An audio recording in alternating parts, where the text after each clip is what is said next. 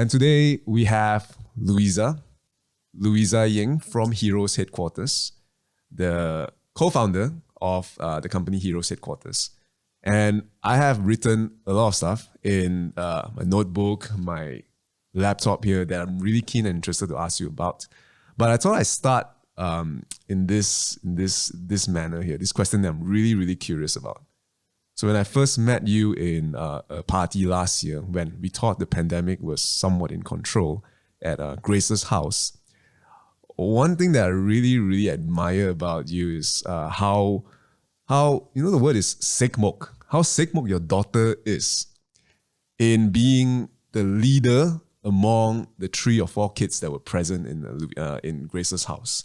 I just want to ask you, how does a 13-year-old girl like your daughter is able to be a leader like that in regard to all the smaller kids that were in that house, running around, playing around, and parents were just able to kind of relax and let her just, hey, be the leader among the kids? What are your secrets to doing that? Because I'm pretty sure a lot of parents, I'm not a parent myself, I'm curious to know.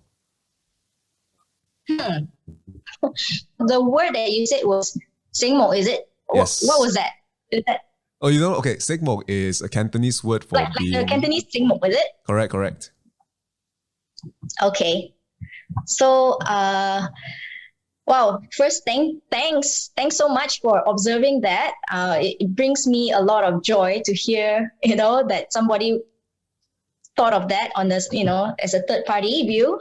I think it is not surprising that the first child would do that, because she's the eldest of 3, and she has a brother that is 4 years younger than her and a sister that's 7 years younger than her. So it's very natural that she would be in charge. So it's very natural that, if you put her in a room and there's younger children, she would know what to do, because she, normal is part of her life. She has to make sure that everybody is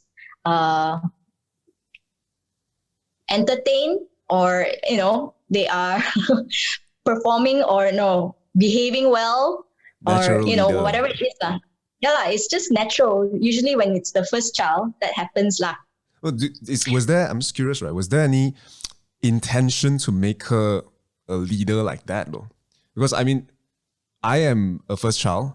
I don't recall myself being like a leader in that sense, like especially at that age. I mean, I was fumbling around, crying, and don't know what I'm doing. So was there any, and I'm using the word intentional because reading through your blog posts and all your articles, right, the word intentional comes along a lot. And was there any intention to make her or shape her as a leader though, in that sense? Oh yeah, definitely. I mean, the first thing that, you do when you have your child is that you have, this vision of what she should behave like, or how she should, how she should be as a person. And I think a lot of it has to do with having a vision about that, and knowing that she comes into the world unaware of anything, even her potential. So just like how a child would not know any better about manners, we always teach them, say your please, say your thank you. So in the same way, when they are in a guest house, they would not know how to actually behave. So you would have to tell them. So it's about awareness. So as a parent, it is our responsibility, our duty to let them know, hey, looks like the kids are looking for, somebody to play with. Why don't you go and play with them so that the parents can have some chit chat or something like that? So it's about awareness. So she knows, oh, okay. And then it's about giving her a purpose, giving her, some direction or what to do. And then she might come back to us, maybe the first time and say, what to do? Then we would give them ideas, right? And then, so she'll get better and better at doing what she does. But it comes first with bringing that awareness to her, So once that happens, it seems like you're also very aware and intentional in encouraging her to kind of keep going down that path to kind of be like a leader like, in a way. Yeah. Yeah. So, I mean, in all the little situations at home, if you notice that, wow, the dishes need to be done, but she's sitting there, she's unaware. So I said, hey, do you notice that, you're kind of free right now and we're kind of busy. Do you mind if you can help us out, do the dishes? So it's awareness, it's a training to be aware of the surrounding, what can she contribute to and all that. Is that the exact script? No? Because I also want to talk about, one thing that I want to talk about is based on your Facebook post, I saw that recently you got, I think your youngest child to help you with vacuuming your sofa. So I don't know whether or not a lot of parents would have the gals to do that though in this day and age. Okay, and again, everyone's script will be very different, but I'm curious, what is your exact script to get your child to do chores for you? Because I might need that. I might need to steal that script in the future. Well, before you go into any script, right? I like to caution that this comes with a lot of previous connection time. So, just like how we all have an emotional bank account, the only way that we can withdraw from it is if we have deposited enough, right? Okay. Yeah. So if on a daily basis, we're always connecting, we're spending time together, I'm checking in, like, how's your day, and playing and tickling and hugging and all that kind of thing, just for connection, then the emotional bank is full enough for me to be able to ask, that kind of question. Hey, mommy's kind of busy. Would you like to help me? Of course they would, because, their emotional bank is so full and they just want to do something to make mommy happy, right? So that is one thing that's important, that you have the emotional bank account taken care of first. And then how you approach it has to be win-win. If they see that, that's going to help you, that's going to help me, then sure, I'll be happy to do it. But if it comes from, an empty emotional bank account, you've been so busy and you haven't really been spending time with them, and, they haven't been getting the attention from you. So it's kind of like really low or, deficit, then it's going to be hard no matter what strategy you no matter what kind of strategy, what kind of script you use, it will be quite hard to get them to cooperate. So I see where you're coming from. I can picture it now, right? Like the busy parent, the mom or dad that I suppose in this pandemic has to work from home, has a lot of things to do, and maybe haven't built up the emotional bank account, as you said. Asking their kids to help them out in a very hasty manner may not be the best way to go around it. So the script is less important than it is the steps leading up to it, the emotional bank. Exactly. Man, thank you so much. Thank you so much for sharing that. That is something that I never thought of, and I like the analogy of bank that you use. I'm going to jump a few questions, because when you say that, right, and again, this is very much scripted on my end. I apologize to whoever can kind of feel it. But one question that I have here is something that I personally struggle with. And being a psychology graduate myself, the idea of behavior modification is something that we've all been taught, right? The carrot and stick approach. You like a behavior, reward it. You don't like it, you kind of like punish it, right? And in line with the word intentional that you use, I kind of relate it to, maybe, of course, mistakenly, I want to hear what you say. I kind of relate intentional to behavior modification. Like, okay, you do bad thing, I punish you. You do good thing, I reward you. Does it defeat the purpose of allowing a child to grow to be who they are? Because it feels like if I'm a parent in the future, I'm shaping them like how I would train a puppy. And I know that sounds really bad, but I'm really, really curious to know what you think. And it's because I don't want to screw up as a dad in the future. Cool. My hats off to you. First thing is that, you're thinking of all these things even before you have even not even married yet. Haven't even gotten married yet, and that's just amazing. Shows how far-sighted you are. And I think it's awesome because it's really good to think ahead on, how you want to be, your future you, right? So cool. Kudos to you. Thank you. Thank you. I want to ask you a question. Like Okay. you have you have probably built up your body, right, to a certain level, right? Yeah, yeah. Tell me what motivated you, or what helped you to get to where you are at? I think the simple answer would be, to be honest, fear. Is very much fear that began. And this is a quote I want to share, right? They say, misery is your first teacher. Don't let it be the last. So the reason why I started lifting weights to try to look better is because, hey, you want to get attention. You don't like the fact that people look down on you and things like that. And once you get to a certain point, you realize that that cannot be the long-lasting, long-term feel. So you start, and I started realizing that, hey, I quite enjoy this, and I want to do it because I want to do it, not because I want to kind of please other people. So the short answer to that is, yeah, just dissatisfaction in myself. Is that a wrong answer? Okay. Is that what you're seeking? No. There's no wrong or right answer in anything. But you started off because you had a vision of where you wanted to go, right? Or where you didn't want to go, right? So you knew what you wanted. And I think that's how it is with parenting as well. Like how I mentioned earlier on, it's about the vision, your parent vision. What do you want for your child's future? And then when you know what it is, then you work towards conditioning, your child towards that vision. So just like what you mentioned just now, training a puppy, it's all about conditioning, right?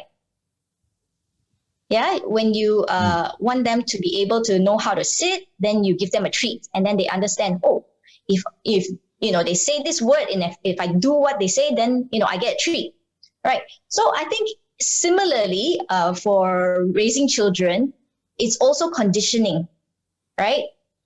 In what way we condition, that's the big question lah. How we want to condition them, right? Is it always going to be a carrot and a stick kind of conditioning, or you want them to, in the long run, be able to do it because they know the importance, because they want to, because they know that even if nobody gave them a reward, they will benefit from it. So what is the way that will lead them towards that?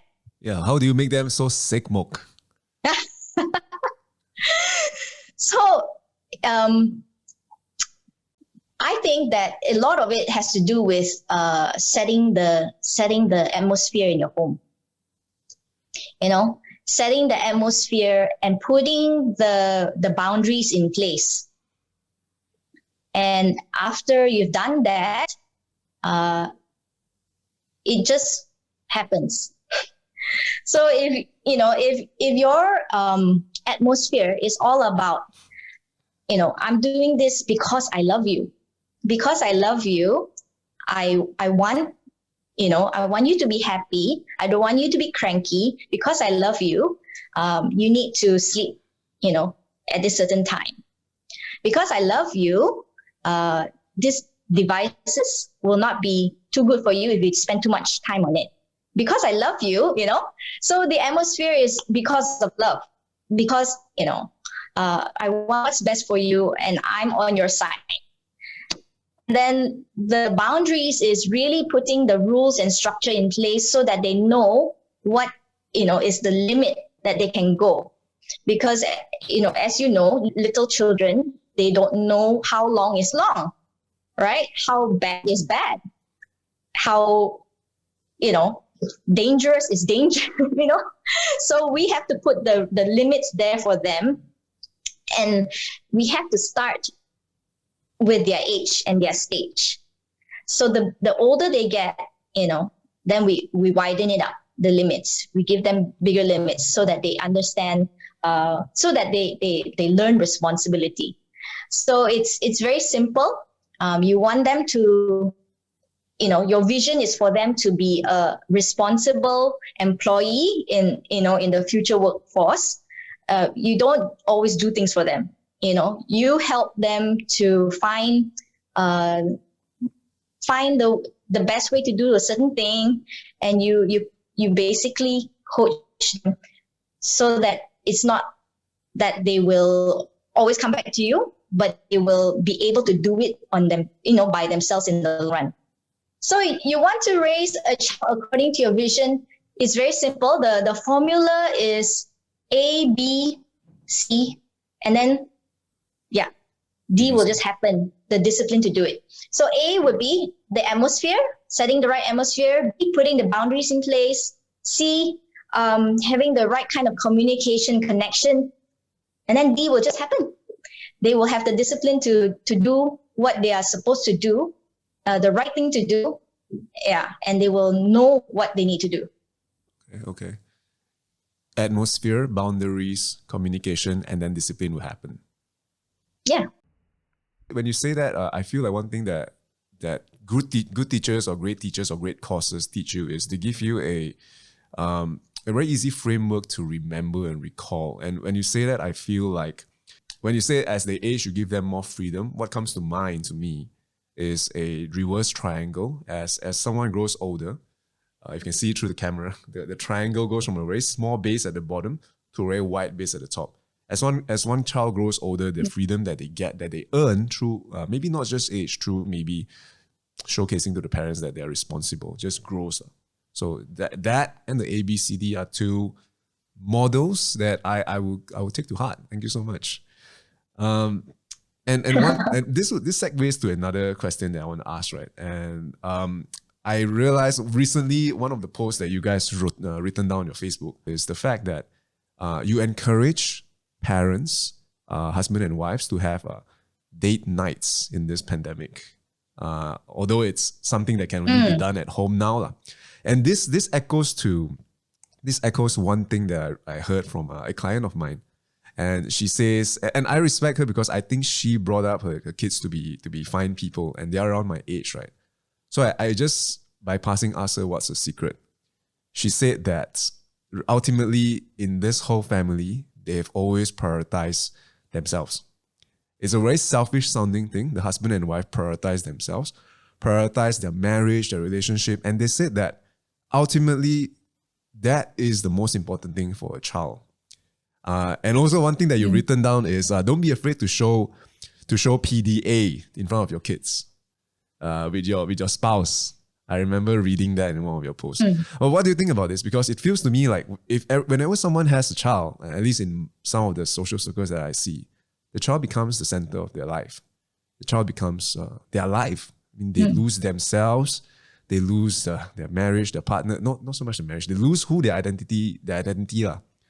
What do you think about this? It's a long-winded question. I think you're spot on. No, but you're spot on. That is the trend that we're seeing. And recently I have read the Malaysian statistics of marriages and divorce. And what I concluded was that a lot of marriages end up in divorce in the first 5 to 10 years of their marriage. And if you think about it, if you've been in a marriage for 5 years, the likelihood of having a child within 5 to 10 years is very high.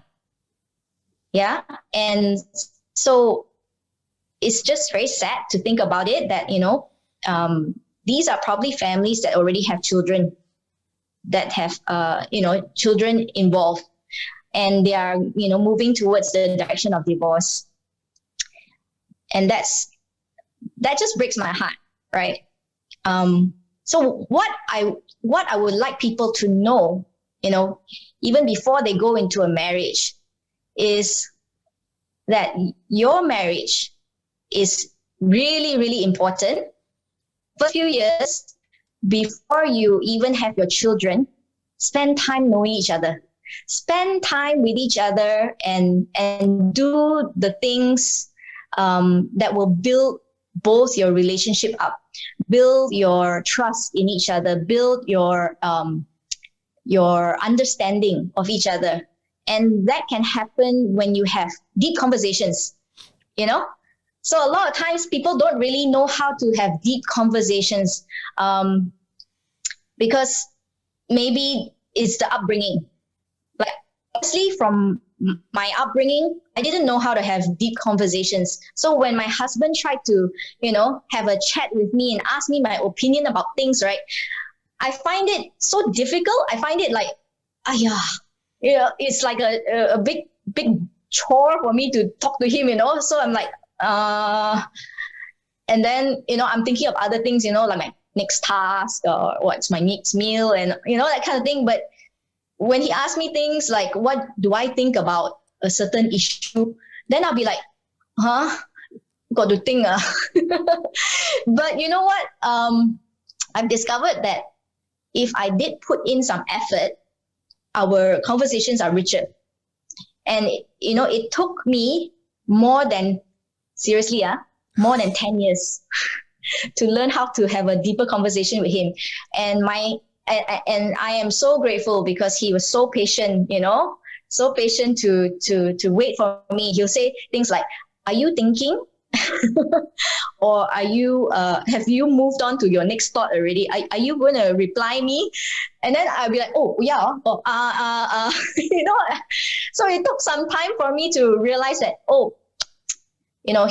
he's looking for some, deeper meaning to our conversation, and I need to train myself. So what I've learned is it's a skill. It's a skill that a lot of us don't have, to go deeper into conversations, to just spar with our thoughts and things like that. And what I've discovered is when I learned to do that, then he was able to understand me more, and I could understand him more, and we could come to the place of mutual understanding. Sometimes maybe we may not have total full agreement on what each other's saying, but that's where we use clarification questions, to fully understand where we're coming from and, why we think that way. I would really encourage, newly married couples or even those who are dating right now to spend time just building up this skill of having conversations. Because what happens is if you don't, then what you know of that person is only the surface. What you know of is what everybody else knows of, right? Yeah. But you don't really know the deepest things of what they think about things, their beliefs, their value system, what drives them, what's their needs. We don't know that as much if we don't have these deep conversations. And how do you have these deep conversations? You have to plan for them. And you have to make time for them. You need to be very intentional to say, hey, tonight we're going to go for a nice meal. And then, after that, we're going to just have our coffee and chit chat. That's being intentional. Don't go for a movie. Because, in a movie, you don't get to talk and you come out, you're really tired already. And then, you say goodnight to each other and that's it. For date nights, have intentional time planned out to talk, right? And do that in your first few years of your marriage. Talk about your dreams, talk about your goals, talk about, what your ideas are about parenting, what your ideas are about your dream family. Talk about all these things because that's the best time. And then when the children do come, continue it. Keep doing it. Because, what happens is a lot of times, I think it's a big mistake. Young parents, they put all their focus, all their attention on the new child, and then they kind of take each other for granted. And then, the emotional bank account gets depleted. And the more it depletes, then it's going to be hard to even have a nice conversation, or even asking your spouse to do something for you is going to be difficult because, it's at a deficit. So you don't even feel like doing it because, so unfair, they will start thinking, you spend so much time on your work. I've been spending time with the baby, and then now you want me to do this. And, this kind of thoughts will come. And then before you know it, they drift apart. The couples drift apart, and they're in the mode of just surviving, and every conversation is just transactional. It's about whether, the kid has had the meal, whether, this has been done, that has been done, the bills have been paid. It's very just surviving together, living together. Yeah. So that's not going to be healthy in the long run because, you need the husband and wife to be that foundation of the family. Yeah. And if that foundation is crumbling, then, you can anticipate a divorce in the next few years, So please, young couples out there, please spend time together. Please build your relationship with one another. Talk about the deepest things in your heart. And, when the child comes, continue it. Make it a priority. It may not be as much as before the child comes, but just every little single, intentional time together does help to build up that bank account, and keep filling it. Okay. All right, I can hear you speaking directly to me. And of course, Gabriel behind the camera there. Yeah. It is something I try to do, to be honest. I wouldn't say I'm hyper intentional about it, but I know when I need to be heard on an emotional level, I would tell my girlfriend about it, and we would talk on a deeper level. I mean, talking in a deeper sense like this all the time just makes you a very serious, unfun person. So as you said, you got to schedule it in advance, put it in your calendar, because if it's not in the calendar, it's not going to happen, right? But I also want to come from this point of view that I think you and I, we both graduated from the same coaching course. And we understand how important it is to really dig deep and really kind of maybe excavate the emotions out of us to really reach a point that it can benefit us when we talk about it. The question that I was asking is, and we went on this idea or this fact that it's very important to have emotional connection with your spouse. And it is by default not a very Asian thing. And I had to learn it the hard way over years, and I'm 30 this year. And again, both of us intentionally took a coaching course to know that it is very important to really expose who we are to be able to kind of solve the problem sometimes. For the everyday Joe out there who doesn't go as deep as we do, like where do they begin? First thing first, I think you're way ahead. Bradley, you're way ahead of a lot of people, because like I have just recently in the last 5 years only learned how to do this, right? So congratulations to you. Thank you. Now for the person that came from my background, the kind where the family doesn't really talk about deep things and we don't talk about issues and stuff like that. We just survive. I grew up going to a lot of tuition and in my free time, I'm by myself, I don't remember having like special time with my parents, So I didn't have the skill of how to have good conversations with people, right? So in the last few years, what I've learned is I learned from my husband. Whenever he asks me questions, like, what do you think about a certain thing? What are you currently happy about, or what are you currently thinking about? Yeah. So then it takes some time to think about it, and we answer, well, a lot of times we just answer just the broad strokes, right? And then we're hoping that, end of conversation, right? Don't have to go any deeper. But what he does is he uses this technique, right? And he'll say, can you tell me more? Yeah. And then, okay, so then I will have to tell him a bit more.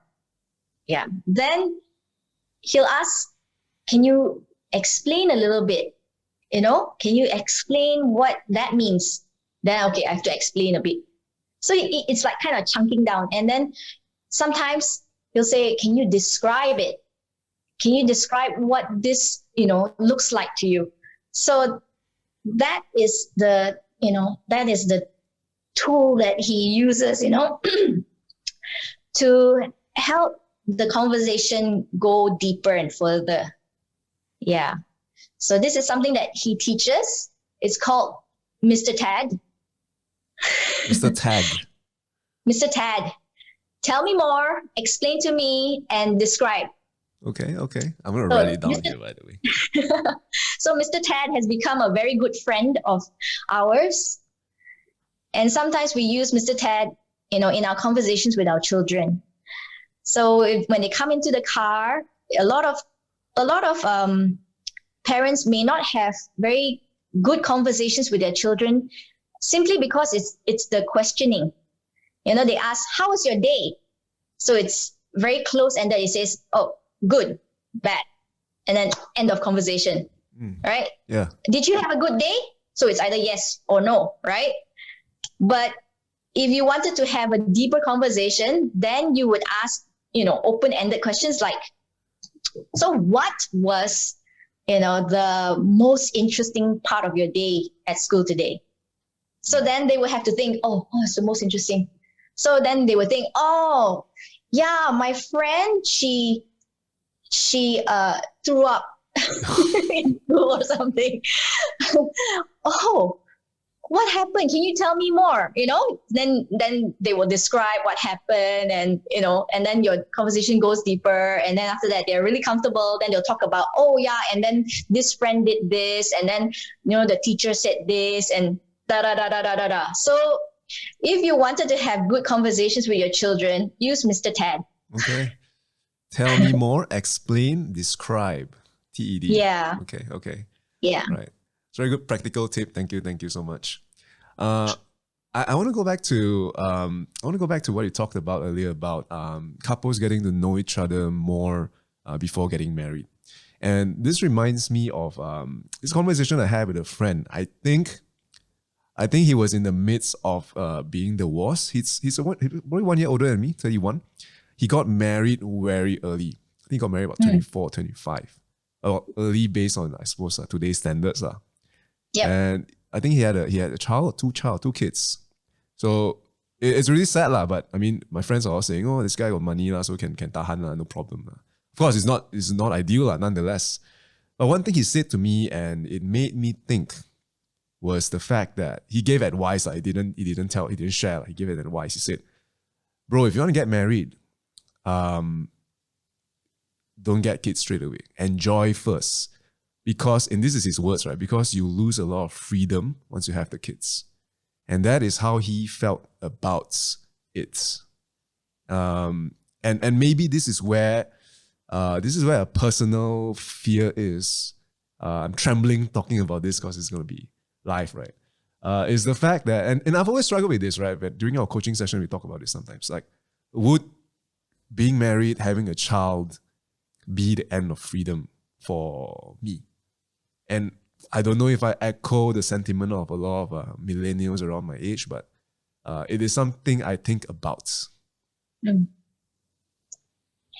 Rightly so. I mean, it's a very real thing because children are not something that you get one day and then you can just give back. If you have them for life, right?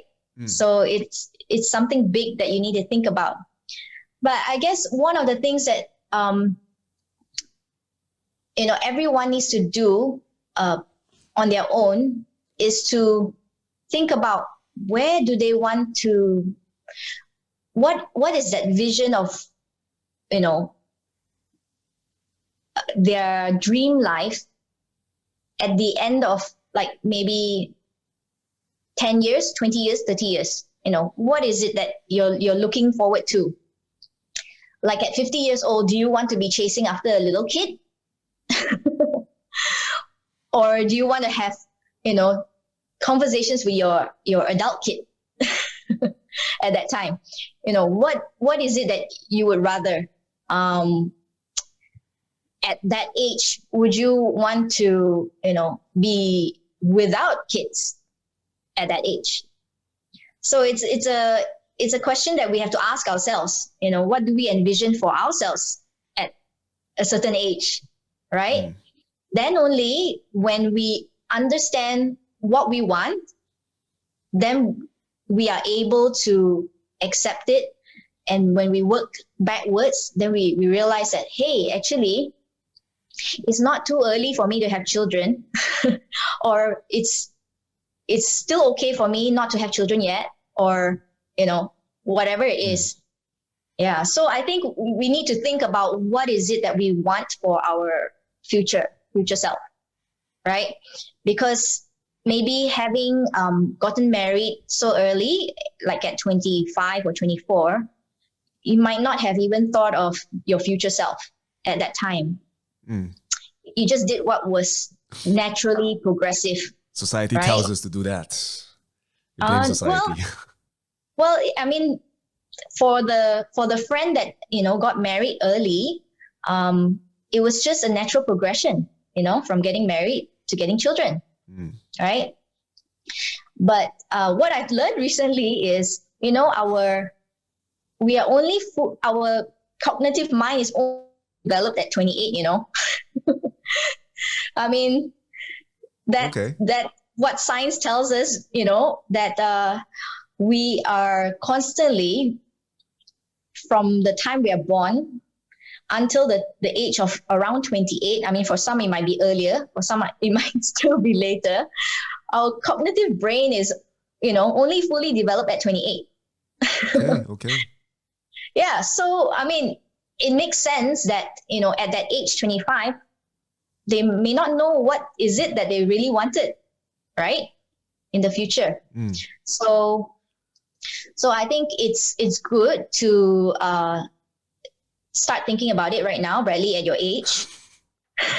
Got it. Yeah, you're at that age where you can fully think about what you want. And when you know what you want, that becomes your big why. You know, why you would want to get married at this certain age and why you would want to have your children then. Because you know that, you know, by this time, when I'm 50, I want this to happen. So no matter how difficult it is, what the challenges are, that's gonna be the driving reason that you will push through and that you will be able to take it on with full gusto and with joy, right? Yep. Yeah. Thank you so much. I tell you, what I'm going to do now is I'm going to cross out a lot of the questions that I had today that were very. I think I was seeking instructional step-by-step answers from you, like this. I'm going to cross this out, right? Best age to have kids, because I think the answer, and as you have shared, right, it's not so much a set answer like, okay, 20, 28, after that you got to get married, because it might be different from person to person. And as you said, you got to ask yourself what your why is first. So yeah, I think that is a much more powerful compass, if I may, to navigate through kind of these tough questions, rather than just being told, hey, by 28 you gotta like get married, by 30 you gotta have your own house, by 40 you have to be able to do this and that. I think these milestones doesn't help, especially with I suppose my generation, if I may paint broad strokes in that sense. So one thing that you have talked about a lot, and something that I realize is an overlapping theme in what you've been sharing, is having a mission and a vision for a family. And something I'm very impressed with, because the only time I have ever heard of this word is 100% not from my family. Is when my company sends me to go for this corporate training, team building, outreach or team building getaways, right? We need to sit down for 2 whole days and figure out what our personal vision, personal mission is, how it can relate to the company as a whole. Maybe share with us, right? What is your family's vision and mission? Okay. So, a lot of these thoughts, right, or these principles that I'm sharing with you is really from the toolbox parenting course that we teach in Heroes Headquarters, and it comes from New Zealand.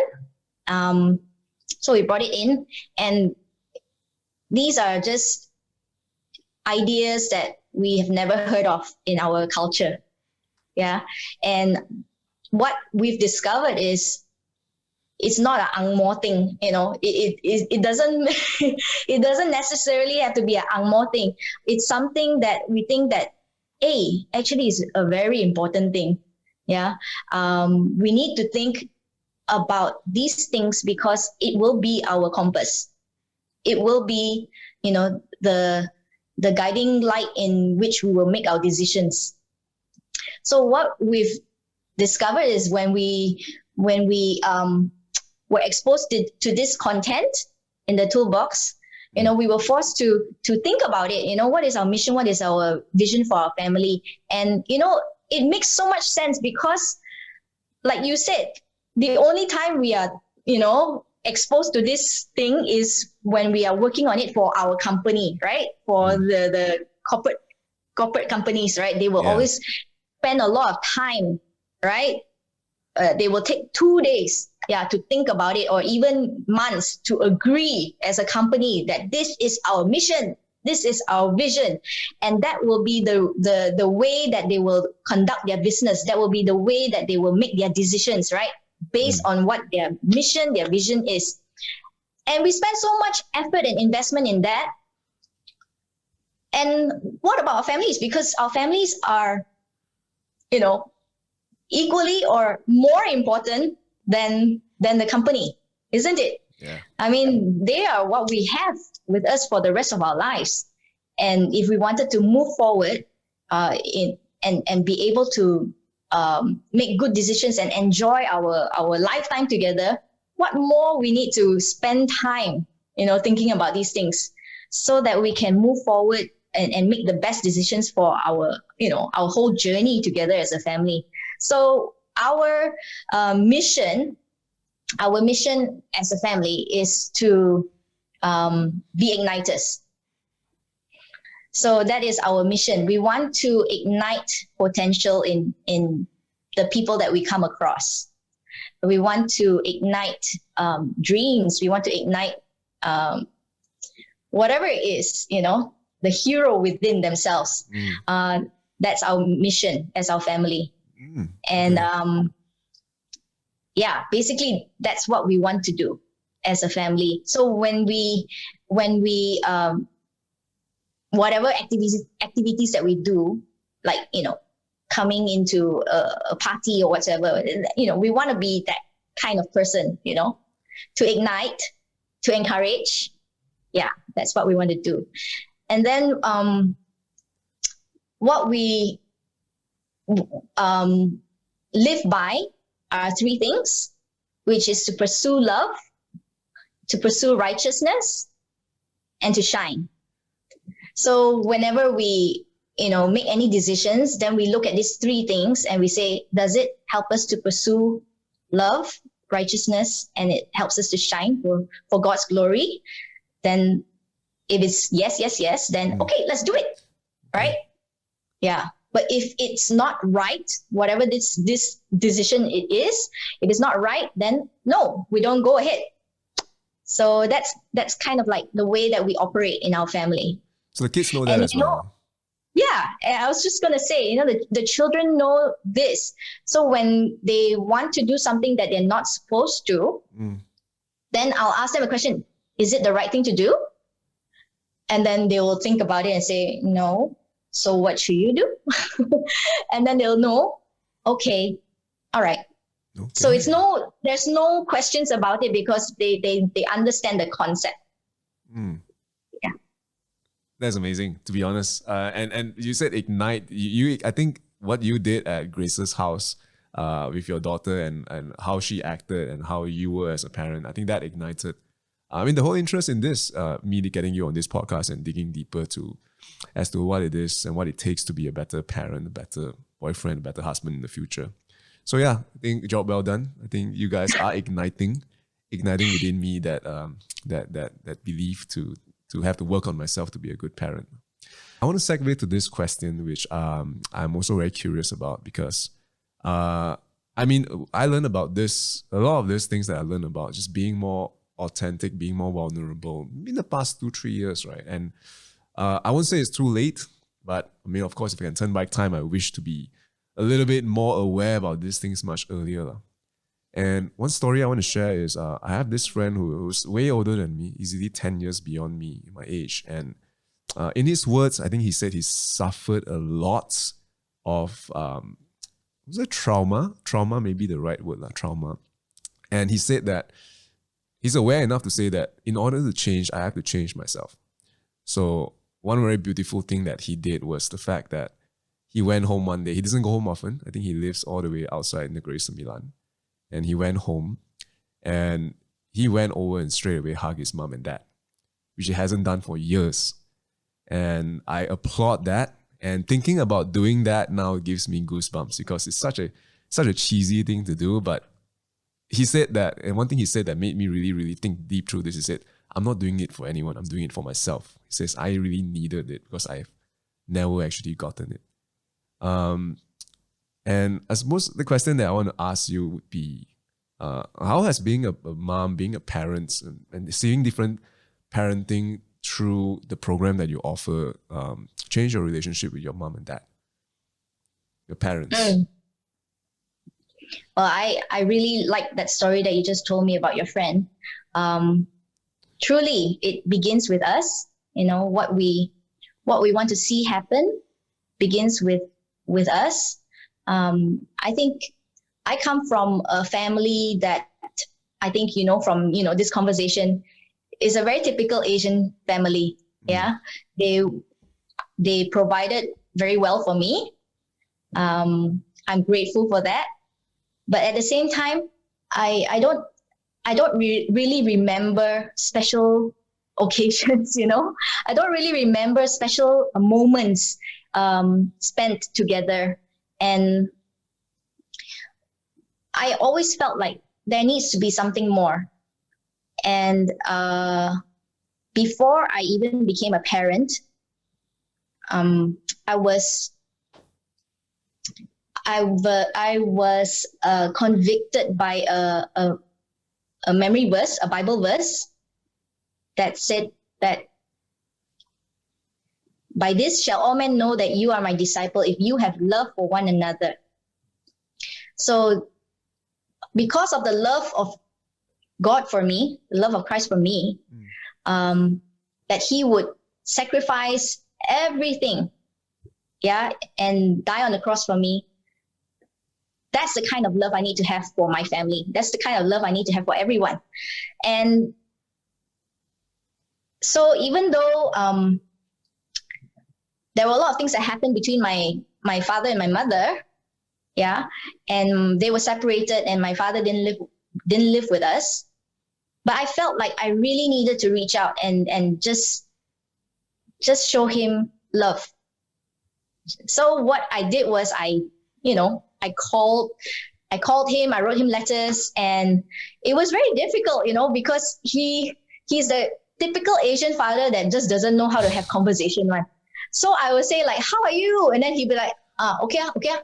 And then, so the conversation is always about food because that's the only thing that he can talk about, It's like, oh, what did you eat for lunch today? Okay. Then he can talk very comfortably, but anything deeper than food, don't even go there. So he'll be very uncomfortable. But what I was very intentional about was to tell him, I love you at the end of the conversation. So I would say, okay, all right, I love you, Pa, bye. And then he'd be like, bye. And so that went on for years. And finally, like after maybe 10 over years, he could actually call me on his own and ask me what was I doing. And then he could even end the conversation by saying, I love you. And he would put down. And, you know, it took a long time, but it had to start somewhere. So what I'm saying here is that just like your friend, he took that initiative to just go to his parents' place and give them a hug. In the same way, I just took the initiative to just, you know, make calls just to find out, connect, you know, and then, yeah, not feel at risk for saying I love you, because I really truly wanted him to know that, and I don't want, you know, to take for granted. So what happened was he reciprocated. How do you say that? Yeah. After many years, and then we could come to that place where, you know, we're at peace with each other. And yeah, when he passed on, you know, I think that I just felt that I'm so grateful that I didn't stop myself, you know, from taking the step. I'm so grateful that God gave us those years of reconciliation. I'm so glad that, you know, we could come to that place where, we're both good. Both at a good place. Yeah. Thank you for sharing. Thank you for opening up that way. And I'm sorry I didn't know that he's no longer around. Yeah. But thank you so much. Yeah, I think that's what I needed to hear. I'm not sure if maybe a lot of people need to hear that, right? Like, I think change has to begin, cliche as it sounds, change has to really begin with you. And from then on, hopefully through who you are, you inspire people to take the first step, right? Like, just through your actions, you exemplify what it is that you wish the world to be, and the world kind of responds to you based on that. To just highlight what you said and what I observe from what you do is the fact that, and this is something we've always been told to do as coaches, right? We have to role model the behavior that we wish to see in our coachees. And I think you doing that to your own family, to your own mom and dad, is maybe one large reason why your kids are at the stage where they are comfortable showing you affection, being close to you, and your husband, of course. So I just wanted to highlight that. I'm grateful. I'm really grateful. And in all honesty, I mean, the full honest truth is, you know, physical touch is kind of like uncomfortable for me, because growing up, I didn't have hugs, I didn't have kisses, you know, but it's so big on Kelvin's side. His side of the family is just so huge on big hugs, you know, so huge on kisses. So much so that when my children come to me, it's kind of like a little bit uncomfortable. But you know what? I'm really embracing it. I'm really loving it. I'm really grateful for all of it. Yeah. I'm just feeling really blessed that, you know, this is my life. I love it. Thank you for sharing. I mean, it's unconventional, I suppose, what Kelvin has. I mean, I read about it in one of the blog posts you guys wrote for your Facebook page, right? Like, physical intimacy is something common in his family, not so much in yours. So it took some time for you to kind of adjust to it, right? Yeah, it does. Yeah, I suppose we all have to kind of go out of our comfort zone in a way, one way or the other, to really meet each other in the middle, if I may. Exactly, yeah. Okay, thank you so much for all your time here. I suppose I'm going to try to wrap up now. I'm going to try, because I have been known to be a very Cheong Hei person. One thing I do want to ask is, and one thing that I really need to know personally, and a lot of friends as well, because we had a very tough time right now dealing with COVID, and this never-ending lockdown seems to be causing more mental distress. Even for, I mean, I pride myself to being able to take control of my emotions and my well-being. I mean, my industry, fitness, is very much affected. But what do you have to say to families that are kind of struggling through this time right now? Imagine having to work from home, having 2 kids, 3 kids to have to deal with their online classes and whatnot. What advice would you give to them? I know it's a very broad and very bad question, but yeah, tell me what you think. Well, I mean, it's a real thing that we're all facing. Especially, I mean, families that are struggling with having to bring in the income, and at the same time to manage the children. It's a real struggle. I know it. We have the same struggle too, but at the same time, there's always a silver lining, with what's going on. Although it's tough, it's difficult, but we're at home all the time with the children. And although for some it may be stressful, it's like, oh no, they're just constantly bugging me. I can't, concentrate on my work and yada, yada, yada. My advice is have a family meeting. Okay, very practical. Have a family meeting. It's important for everyone to understand the whole situation, the boundaries, the rules, the structure of what needs to go on in a day. What's important to the whole family. Yeah. So when MCO 1 hit us, the first thing we did was we pulled out a whiteboard. And then we started writing down, okay, guys, we're stuck. We can't go out. What do we need to be happy as a family? So, the kids, just brainstorm and they shouted out the things that they wanted. I want to have fun. I want to, I want to be able to do this, do that. So we wrote it all down. Da, da, da, da, da, da. Of course, things that were just beyond, beyond not real one, like cannot do, we have to tell them, sorry, out. But, those things that were important, we put it down. So what are some things that we put down? We said that, hey guys, it's important that we continue to have a structure to our day, to have a schedule so that we don't go all over the place. We still know what we need to do. Okay. What's important is that we stay healthy, right? So let's put in time for exercise. What's important is that we have fun, right? So we put in there. So whatever it is, you put it down and then we brainstorm together. Okay, how do we do this? When do we do this? And then we put it all into a weekly schedule. And we put there, okay, Monday, Tuesday, Wednesday, Thursday, Friday. Okay, what needs to be done? Yeah, what time do they need to wake up? What time, exercise happens? What time, devices are allowed from when to when? Yeah, so everybody knows, what is expected. What happens? Why stress happens is when the expectations are different. So the child expects you to be there, sitting with them, playing with them the whole time. And your expectation is that you need to be working and they need to, manage themselves. So we need to align the expectations in order for you all to be able to work together and ensure that, everyone is covering for each other. Everybody knows what needs to be done. And yeah, they take responsibility of what is expected of each other.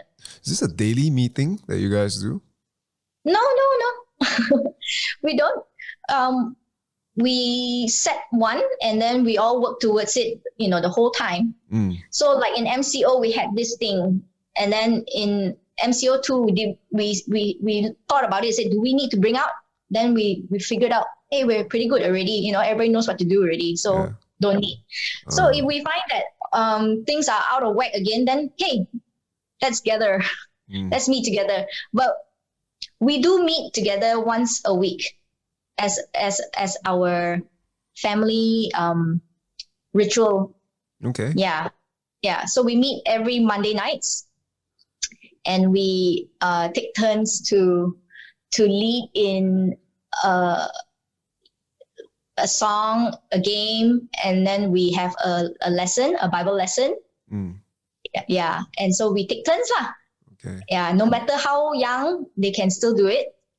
Yeah, so everybody has this exposure lah, and what is expected of them is,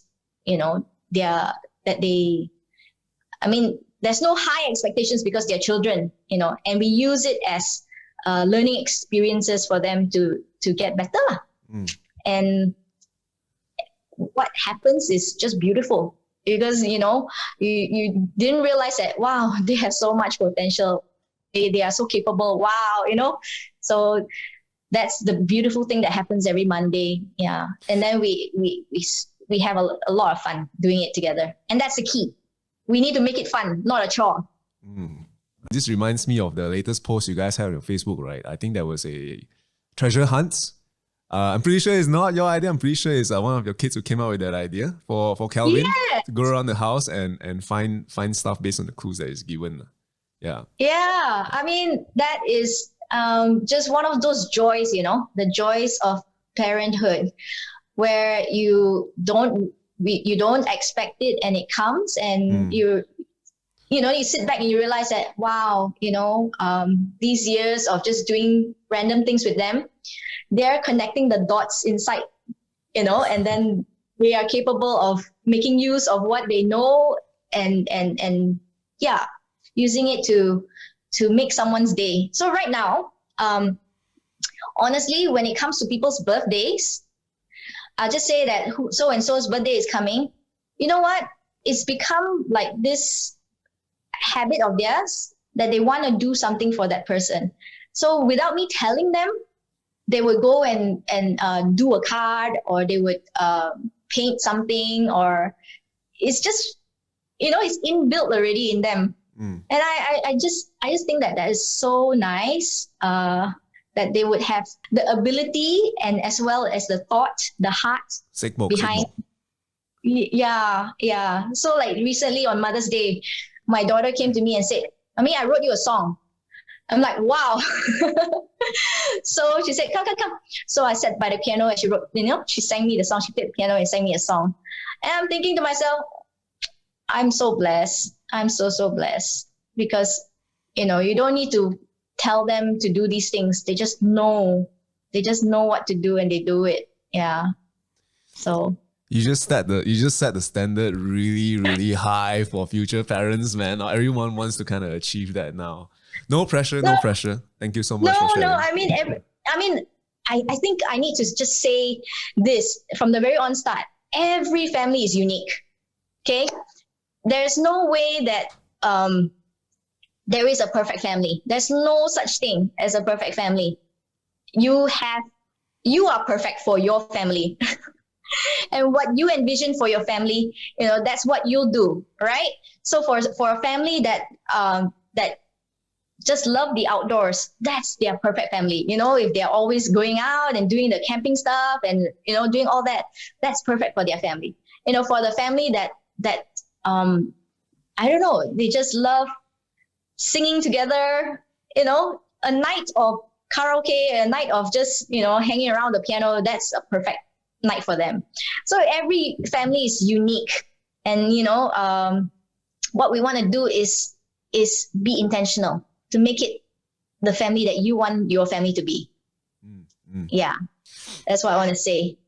I want to quote you also on one of the quotes that often come out in some of the articles that you write is you encourage creative mess over tidy idleness. And I think that really sums up your philosophy, you and your husband's philosophy in allowing the kids to grow, to become who they are. Because you can control everything, and then it end up only shaping the kid to be who you want to be rather than who they should be, right? So it sounds to me like you allow your kids a lot of freedom to express themselves, to be who they are, to be creative. And I am 100% behind that. I think that is super important for kids to really grow into who they are. But what about expectations? What about the things that you wish for them that sometimes comes in terms of being not so much just parents as being seniors, right? Like, I think I know what's best for you. I think I know what you're supposed to do. And it's very common in the Asian culture, I gotta say. What say you? I say that you're right. I mean, it's common that we have expectations of others, not just our children, but even our spouses and our family and friends. It's normal. But for our children especially, this is what I stand by.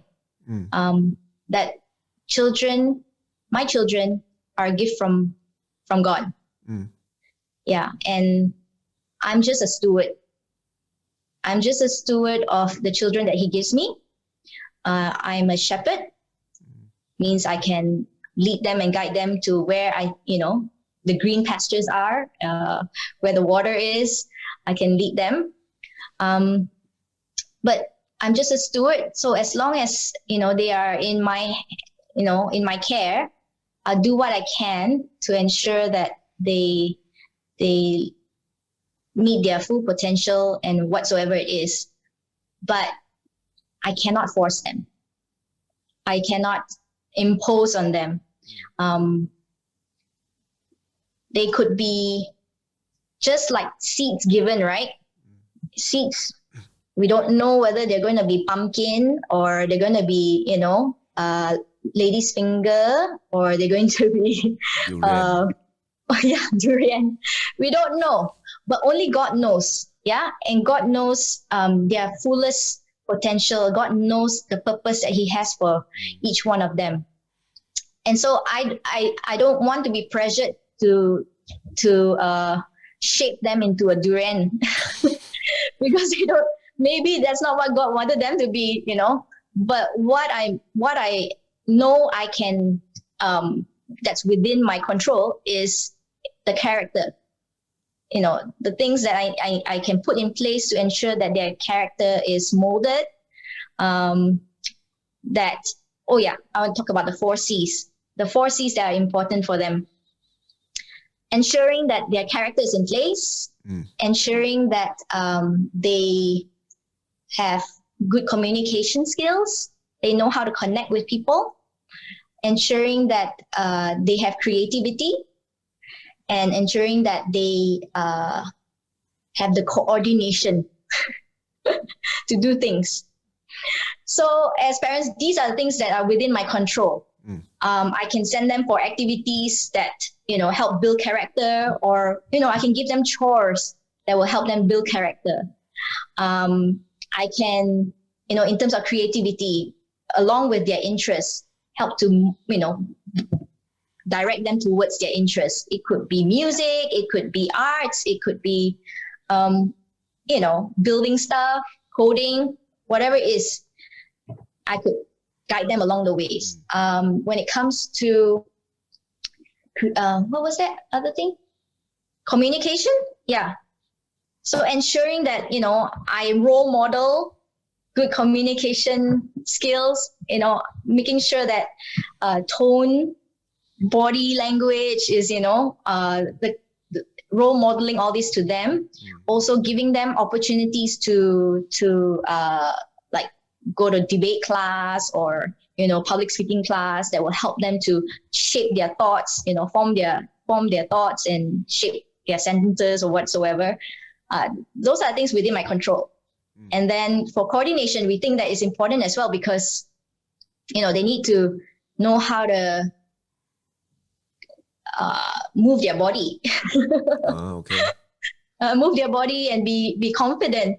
I've seen before where children of the same age, there are some that can cross the longkang and then some feel really scared, cannot cross the longkang. And I think it's a lot to do with exposure. At a young age, I think it's good to help them to do these active things so that they gain confidence in, how their body works. Yeah. So that's what we've learned along the way.